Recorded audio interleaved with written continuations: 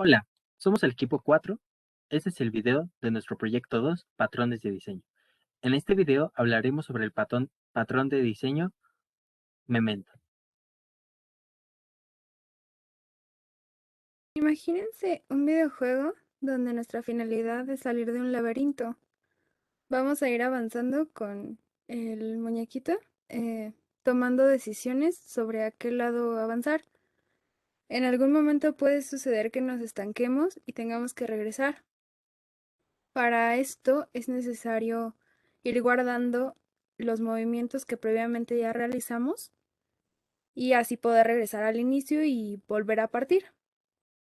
Eh, A su vez, podemos considerar que esta no sería una solución conveniente, dado que al momento de programarlo, el hecho de almacenar todos los datos de los movimientos consumiría mucho espacio en memoria, entonces no es del todo eficiente. Sin embargo, no todo está dicho. Tenemos otra implementación. Ah, eh, entonces, imaginemos el estado en el que nos encontramos al inicio. Llamémosle que está en la coordenada x0, y0 dentro de un sistema de referencia coordenado, ¿no? Lo que vamos a hacer es tomar este estado y almacenarlo en un lugar aparte, diferente al estado de, de nuestro, en el que nos encontramos en ese momento, lo tomamos y lo ponemos en un lugar aparte. Posteriormente, cuando lleguemos al lugar que parece que ya no tiene retorno, lo que haremos es simplemente trasladarnos mágicamente a través del estado inicial que almacenamos a la posición en la que nos encontrábamos.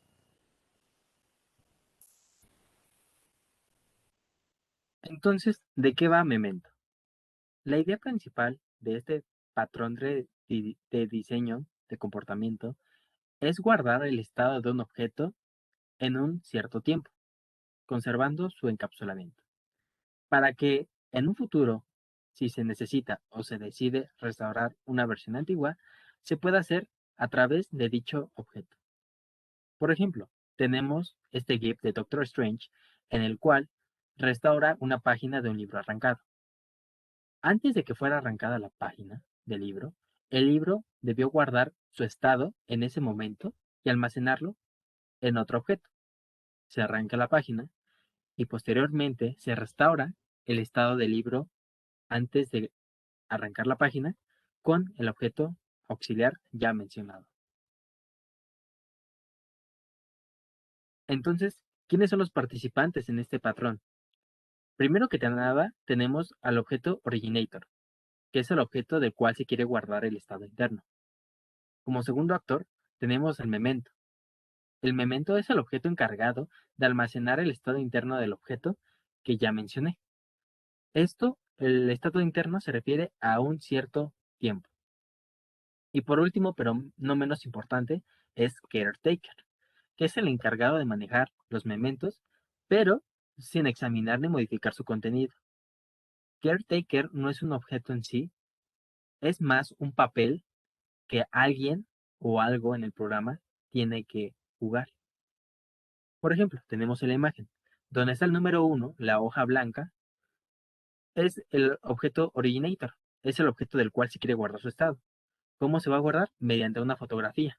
Le toman la fotografía, entonces guardan las características que se necesitan mediante esa fotografía en un cierto tiempo. Luego, en la pared derecha tenemos a todos los mementos, a todas estas fotos que guardaron un estado en cierto momento. Entonces, solo las almacena, no modifica ni examina su contenido. El estado de un memento solo puede ser accedido por su objeto originator. En este caso, podemos utilizar una caja fuerte para explicarlo. La caja fuerte sería el memento y todos lo pueden ver, pero solamente el originator tendría acceso a ella.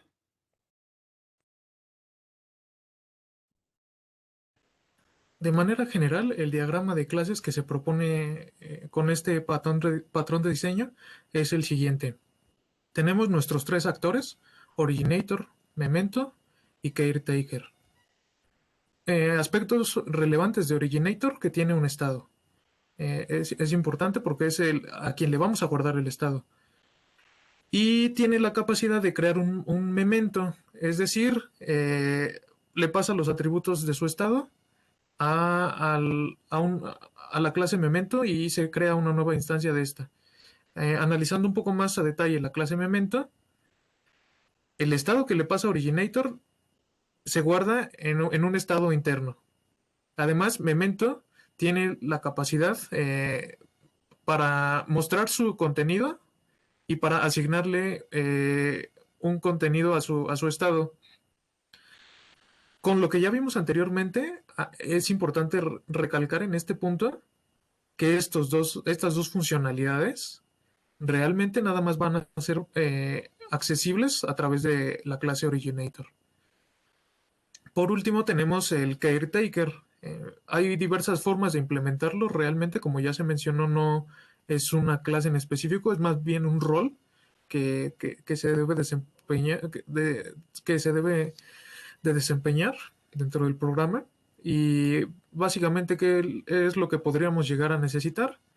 Una forma de agregar un memento adentro de esta clase para que lo almacene, y una forma de recuperar el memento.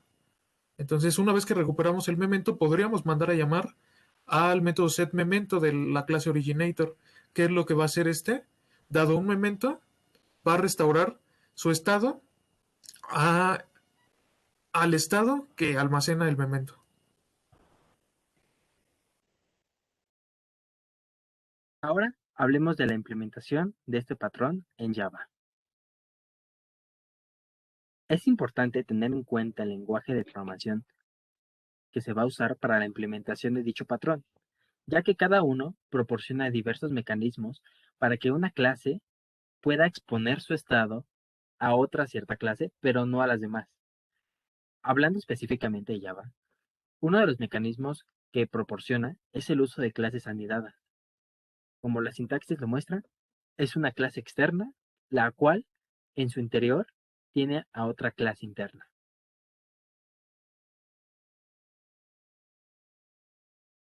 Considerando que son clases anidadas, se podría considerar a la clase interna un atributo de la clase externa. De esta manera se podría acceder a ellas a través de la notación externa.interna o importando desde el inicio la clase externa.interna. Algo que cabe resaltar es que la clase externa puede acceder a todos los atributos de la clase interna, incluso los privados. Además de esto, hay que considerar el comportamiento de las clases internas. Normalmente lo que sucede es que la clase interna almacena una referencia al objeto de la clase externa que lo creó. Sin embargo, este comportamiento a veces no es deseado y se puede evitar utilizando la palabra reservada static en la declaración de la clase, tal como se puede ver en esta declaración que ya se mostró anteriormente. Ahora les voy a mencionar las aplicaciones. Algunas de las aplicaciones de ejemplos que nos rodean serían los checkpoints dentro de los videojuegos para regresar a un movimiento anterior.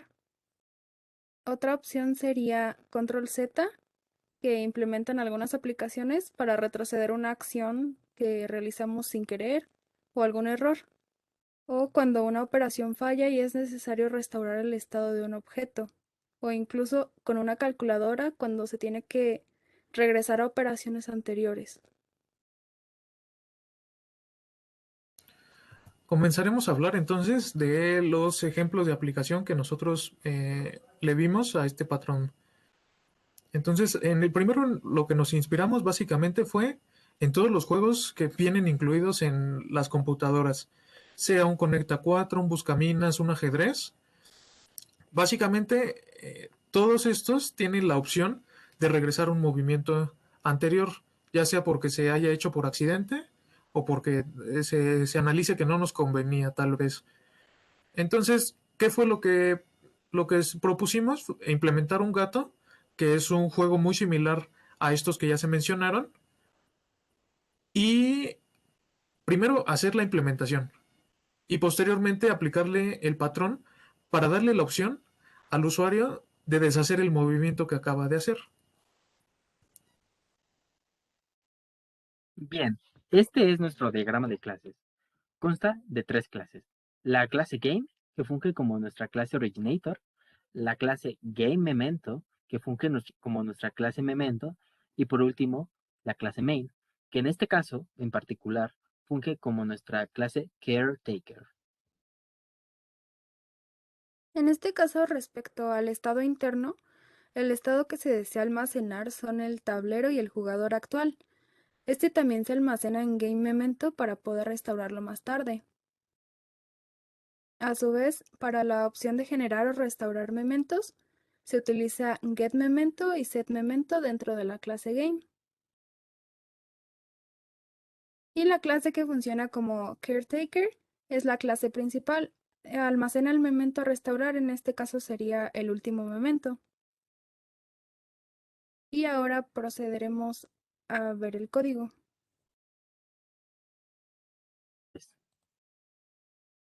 Dentro de nuestro juego se maneja un sistema de coordenadas donde tenemos que escribir la coordenada donde queremos poner nuestra ficha. En este caso escribimos 2 y 1 y pregunta si quiere deshacer la acción. Vamos a decirle que no. Escribimos 0 y escribimos otro movimiento, otra coordenada. De igual manera va a preguntar si queremos deshacer y en este caso sí vamos a deshacer mediante el 1 y ahí efectivamente verificamos que sí se modificó el estado de inicio y ahora ya no está la segunda acción, ya no está el tachecito en medio. Bien, ahora vamos a analizar la clase Game. La clase Game, en este caso, como ya habíamos mencionado, funge como la clase Originator. ¿Por qué? Porque es la clase de la cual se quiere guardar su estado. En este caso, su estado es un tablero y el jugador actual. Dentro de esta clase Game, tenemos a la clase que funge como nuestra clase Memento, llamada Game Memento. Como es interna, tiene acceso la clase Game a los atributos, incluso los privados, de la clase GameMemento. Es por eso que puede acceder a los atributos Board y Current Player de GameMemento. También cabe resaltar que estos atributos tienen el modificador Final para que sean inmutables.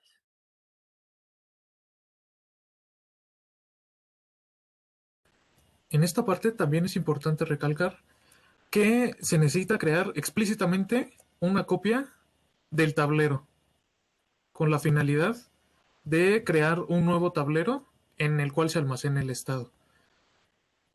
Continuando con la explicación, dentro de la clase main, ¿qué es lo que tenemos? Básicamente tenemos un memento para almacenar eh, el último estado antes del último movimiento, o el estado antes del último movimiento, y tenemos el juego, que básicamente es nuestro objeto originator en este caso. ¿Cómo funciona básicamente el juego?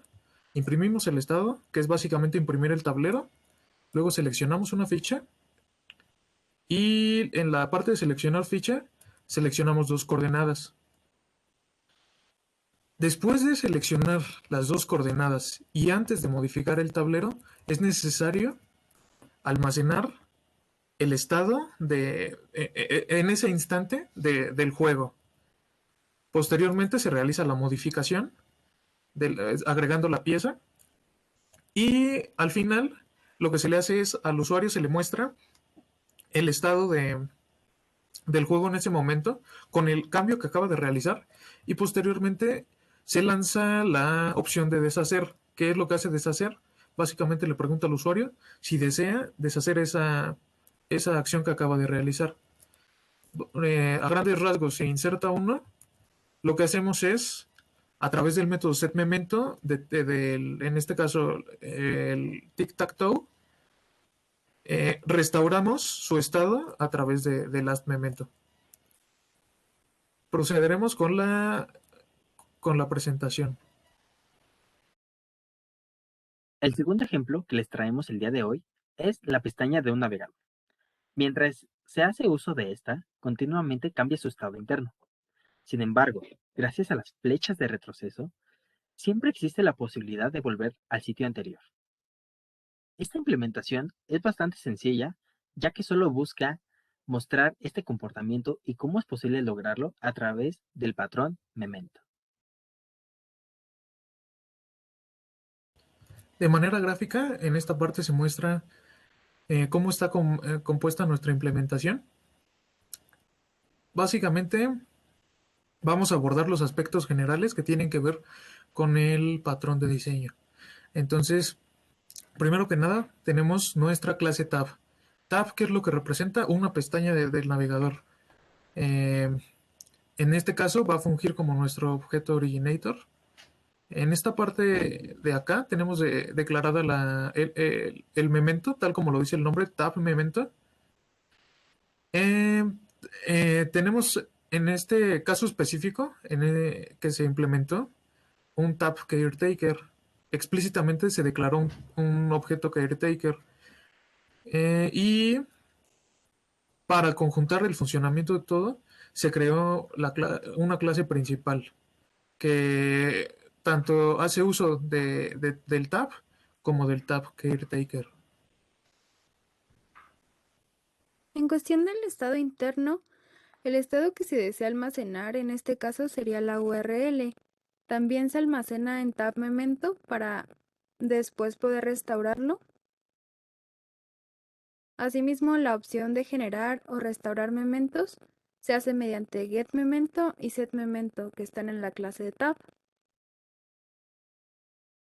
Y respecto a caretaker, la clase que funciona como caretaker es tab caretaker. Almacena en este caso una pila de mementos y a su vez desde la clase principal manda llamar a la función undo o deshacer. Ahora vamos al código. Dentro de nuestro navegador tenemos 4 opciones. La primera es nueva búsqueda, que es la que vamos a utilizar ahora. Ingresamos la URL y vamos a mostrar la URL mediante el 2. Ahí se puede ver la URL actual y vamos a hacer una nueva búsqueda. Igual tenemos que pegar la URL y la mostramos mediante 2, el sitio actual. Y ahí se puede ver. Ahora vamos a regresar mediante el 3 y mostramos al igual el sitio actual. Como podemos ver, la URL regresó a su estado inicial, o sea que se eliminó el segundo estado, regresando a su estado original. Ahora salimos mediante el número 4. Bien, ahora revisemos la clase tab. Esta clase funge como la clase originator en este ejemplo, debido que es la clase de la que se desea guardar su estado interno, en este caso la URL. Al igual que el ejemplo anterior, esta clase contiene una clase anidada que se llama tab_memento, que funge como nuestra clase memento. También tiene un atributo URL para guardar el estado interno de la clase tab. Es privado y aún así, como es clase interna de la clase tab puede acceder a este atributo. También es final para hacer inmutable. Continuando con la implementación, vamos a ver cómo está compuesta la clase tab caretaker. Básicamente tenemos un stack, una pila que funge como nuestro historial. ¿Y qué es lo que tiene este historial? Un, eh, una serie de tab mementos, ¿no? O una serie de objetos memento, viéndolo a alto nivel.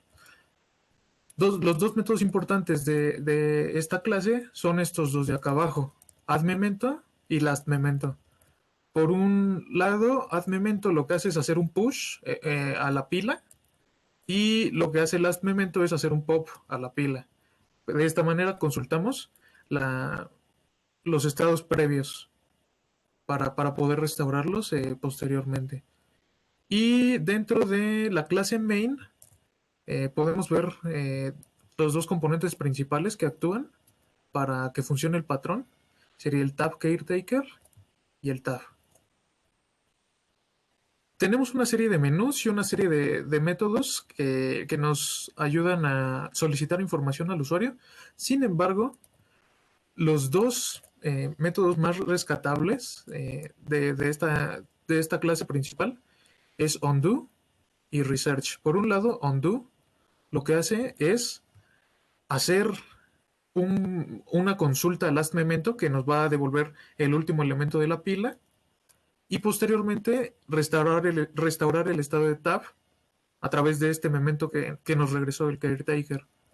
Y por último, bueno, el segundo método lo que hace es solicitar una URL, leerla a través de un objeto escáner y posteriormente realizar una captura del estado instantánea a través de un memento y agregarla al caretaker. Al finalizar, se modifica la URL del tab. Y es importante el orden en el que se realizan estas dos operaciones. Primero se debe de almacenar el estado y posteriormente modificarlo. Regresaremos a la presentación. 3. Ahora vamos a explicar la relación de memento con otros patrones. En primer lugar está command, que este patrón se trata de que da órdenes mediante solicitudes para realizar operaciones sobre un objeto y de esta manera modifica su estado.